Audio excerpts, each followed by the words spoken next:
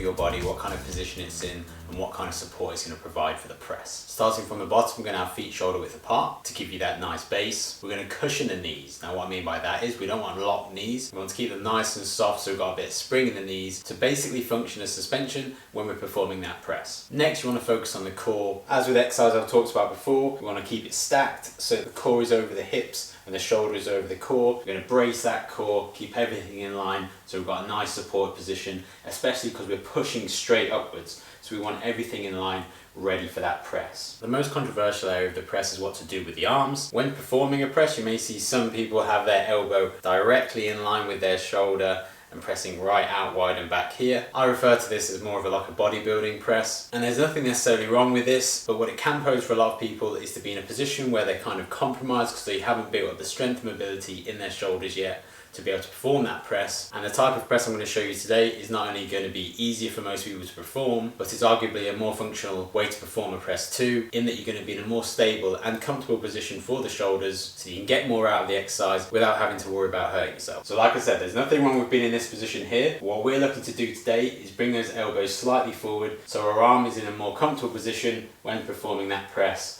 compared to being out here. So the way to get into this more functional press, you may want to go straight on here. So as you can see, this dumbbell is directly in front of me when I go for that press. As you can see from the side here, it's going directly straight up from this position. Alternatively, we're going to angle it slightly outwards. So we're in this kind of position here. We're not out in this bodybuilder press. We're not out in that front position, we're somewhere in the middle here. So that elbow is still slightly in front of us and we're pressing up. And you can see that the dumbbell is mimicking the angle of the press. So whatever angle my elbow is at, the dumbbell is going to follow that angle. That will make it easier for you to get under the dumbbell and perform that press. Now, like we did with the body, when it came to stacking the body, we want to stack that arm too. So if you can see here, we want the wrist generally to be stacked over the elbow.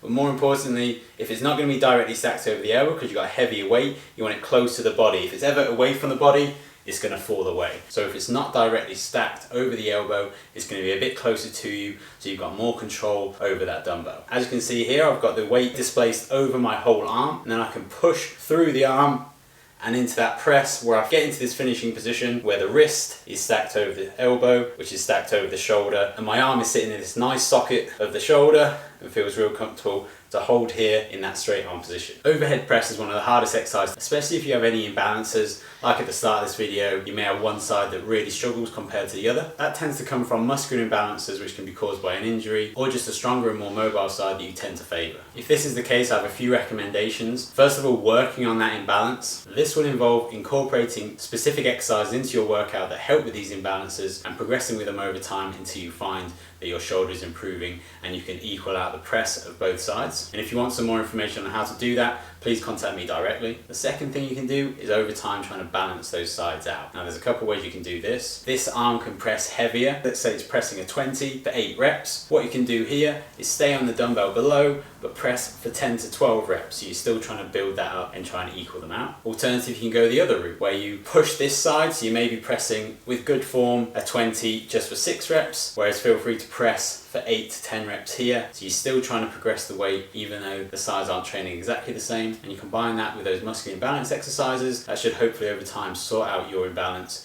when it comes to the single arm overhead press. One of the things you would definitely want to avoid when performing a single arm overhead press is what I showed you at the start of the video too, is compromising any form. One thing that's common to happen when you're trying to press a weight that is too heavy for you is that placing the weight in the back and leaning backwards, compromising the back, switching off the core and trying to really press this weight without thinking about the form of the body. We want to avoid that because over time it's going to cause you issues, whether it's the lack of training that you're getting from the shoulder itself because of the position you're having to put yourself in and not really performing a strict single arm overhead press, or possibly doing damage to the back or somewhere else because of the compromised position you're putting yourself in. So 2 ways you can train the single arm overhead press that I recommend is number 1, that strict press where you've got full control over the dumbbell at all times and you feel comfortable with that weight even if the last few reps get tough. The second way is applying all the coaching points that we talked about but performing a push press where you add a bit more bend to the knees and bounce out of the press. So you're going to gather a bit more momentum from the body and help you with that initial press phase so that you can press a heavier weight. As you can see, I'm not compromising anything of the press itself. It's just making that press slightly easier so that I can possibly progress with the weight or the reps, with the eventual idea that I return to a strict press once I've practiced with this weight itself and can perform it without needing that push press.